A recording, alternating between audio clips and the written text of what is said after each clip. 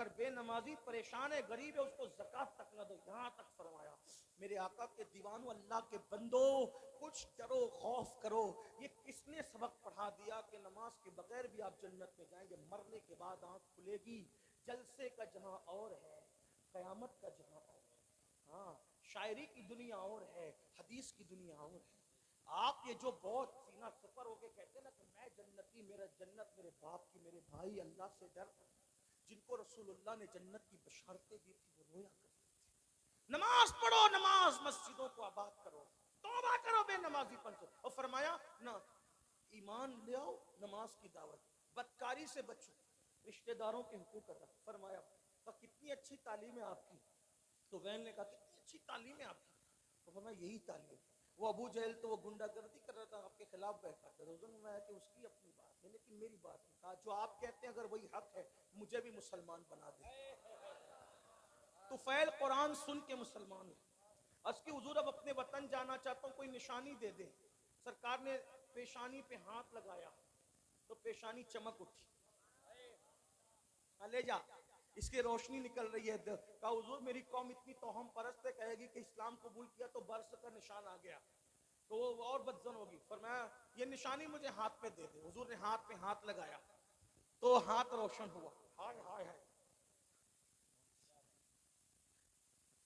हमारे बुजुर्गों ने सूफिया फरमाते, किसी का रुमाल इस्तेमाल नहीं करते, वरना जिसका है और उसके दरमियान बुग़्ज़ पैदा हो सकता। सूफिया का कौल है, हदीस में नहीं।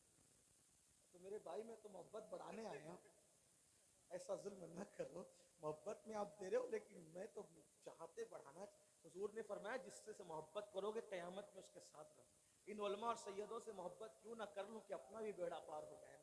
हाँ, तो निशानी दे दी हाथ पे।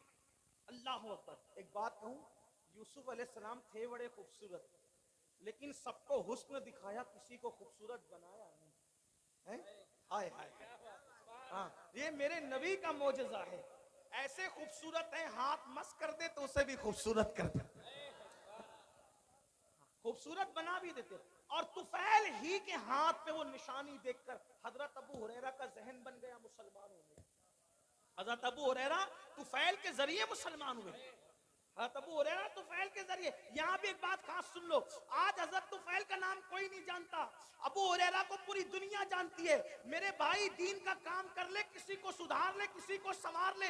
हो सकता है हमें कोई ना जाने, लेकिन हमारी कोशिश से जो संवर गया वही हमारे लिए निजात का जरिया बन जाए। अल्लाह अकबर। हजरत अबू हुरैरा हजरत तुफैल की कोशिशों से उनका ज़हन बना। पर ये अलग उन्वान है। तो कुरान सुना करके तुफैल को मुसलमान बनाया। हजरत उमर की बहन ने कुरान पढ़ा तो हजरत उमर मुसलमान हुए। इस तरह कुरान ने, बल्कि मेरे आका ने बहुत प्यारी बात हो, हाय है, हर बात प्यारी।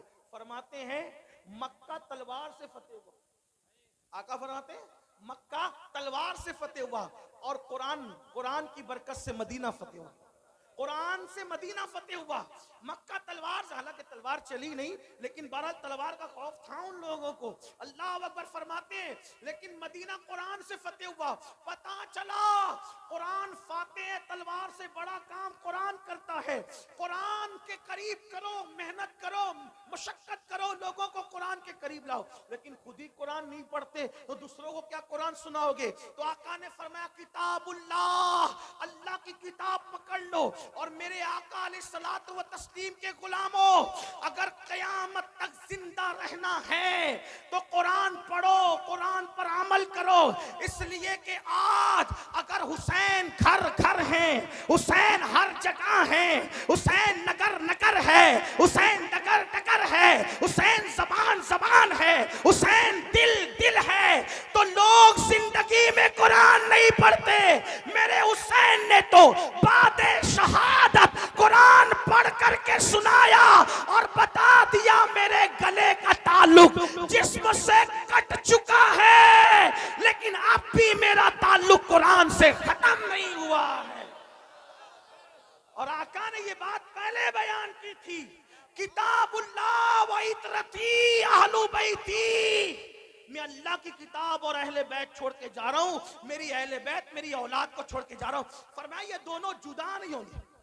फरमाया जुदा नहीं होंगे, ये दोनों ये कभी जुदा नहीं होंगे।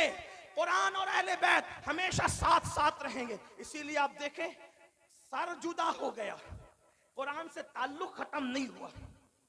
अहले बैत का दामन पकड़ो, अहले बैत का। लेकिन बात आगे बढ़ाने से पहले एक बात कह दूं, ईमान लगती गई। अहले बैत से मोहब्बत का मतलब ये नहीं कि सहाबा को गालियां दो, हाँ, अच्छी तरह ख्याल रखना। इसलिए कि अहले बैत के फजाइल हमें काले सीने वालों से नहीं मिले, अहले बैत के फजाइल हमें सहाबा किराम से मिले।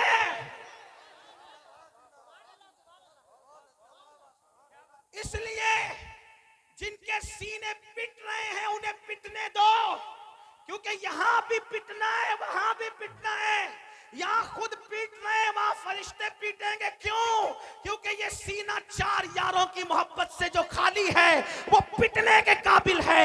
और अल्हम्दुलिल्लाह सच्चा सुन्नी यहां भी फूलों में है और अहले बैत के सदके वहां भी फूलों में है। लेकिन अहले बैत के नाम पे सियासत ना हो, सहाबे अहले बैत से मोहब्बत करो। मैं कहता हूं, जिम्मेदारी से कह रहा हूं, अपनी गुफ्तगू का जिम्मेदार मैं अकेला हूं, इनसे किसी से नहीं पूछना, मैं जिम्मेदार। ये बात याद रखो, अहले बैत से खूब मोहब्बत करो, डट के करो, बहुत टूट के करो, बहुत शिद्दत से करो, मोहब्बत खूब करो। लेकिन सहाबा में से किसी की भी बाल के नोक के करोड़वें दर्जे के बराबर भी बेअदबी न करना। क्यों? इसलिए कि नबी का सहाबी है। अगर कोई एक बार आकर हमसे कहे मैंने ख्वाब में हुजूर को देखा, तो कैसे उसका अदब करते हो? हैं?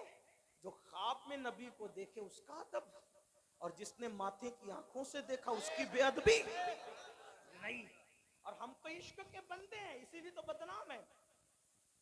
हम इश्क के बंदे, क्यों बात बढ़ाई है? हमारे इमाम का फरमान है, कोई गुंबदे खजरा देख कर आए या काबा देख कर आए तो उसकी आंखें चूमता है कि नहीं चूमता? सुन्नी जो काबा देख ले उसकी आंखें चूमते हो, और जो काबे का काबा देखा वो सहाबी हैं। इसलिए बेअदबी नहीं करना, आपको मेरी तरफ से गुजारिश, वरना लानत पड़ेगी, लानत। सहाबा के गुस्ताख का ना फर्ज कबूल है ना नफल कबूल है। इंटरनेट पर किसी को देख के बेबाक नहीं उन्हें अदब करना। क्यों? हम तो नबी की निस्बत देखते हैं। अरे नबी की निस्बत अगर ऊंट के चमड़े को मिल जाए तो हम उसको उसकी बेअदबी नहीं करते, बल्कि अगर ऊंट का चमड़ा नालैन की शक्ल में नबी के कदमों में आ जाए तो फतावा आलमगीरी में 500 हिंदुस्तान के उलमा का फतवा अहले अरब के कवानीन की रोशनी में है, कुरान और हदीस की रोशनी में है कि जिसने नबी की नालैन की बेअदबी करके नालैन मुस्तफ़ा को जूती कहने की बजाय जुतड़ी कह दिया, वो काफिर हो गया। जब ऊंट का चमड़ा नबी के तलवों से वाबस्ता हो जाए उसकी तौहीन करना कुफ्र है, तो रसूलुल्लाह के असहाबे पाक, इसलिए थोड़ा ख्याल करो, अहले बैत की मोहब्बत में बहुत आगे बढ़ो। कुछ लोगों को ये भी बीमारी लग गई है, मैं उनके साथ नहीं हूं। जिक्र अहले बैत होता है राबसी हो गया, जिक्र अहले बैत राबसी बनाएगा। इफरात और तफरीत मत करो। सहाबा की मोहब्बत में भी खुल खुल कर खिल खिल के बात करो जितनी शरीयत ने इजाजत दी है, और अहले बैत के फजाइल में भी खुल खुल कर खिल खिल के बात करो जितनी शरीयत ने इजाजत दी है। क्योंकि अपना ही मुकद्दर उरूज पर है। हम तो ये कहते हैं हमारे दोनों हाथों में लड्डू है। अल्लाह ने दोनों हाथ इसलिए दिए हैं कि एक हाथ में सहाबा का दामन, एक हाथ में अहले बैत का दामन है। और हमारे इमाम का फरमान है अहले सुन्नत का है बेड़ा पार, असहाबे हुजूर नज्म है और नाव है, इतरत रसूलुल्लाह की। लेकिन कुछ लोगों को फजाइल अहले बैत पढ़ दिया तो बुखार आता है, नारे हैदरी लग गया तो इधर उधर देखने लगते। मैंने कहा अकल से काम लो। सहाबा कहते हैं कि जब बिदअतें उभरने लगी, बिदअतें रिवाज पाने लगी और इस्लाम में गद्दार घुसने लगे, इस्लाम के गद्दार, और महफिल में वफादार और गद्दार सब आते, तो हम वफादार और गद्दार में फर्क करने के लिए कि छांटे कैसे वफादारों को और गद्दारों को, तो सहाबा कहते कि जब वफादार और गद्दार में फर्क करना होता तो हम अली अली अली अली अली अली अली अली अली अली अली अली अली अली करने लगते, अली का जिक्र करने लगते। अली का जिक्र सुनकर जिसका चेहरा चमक जाता समझ जाते वफादार है, और जिसका चेहरा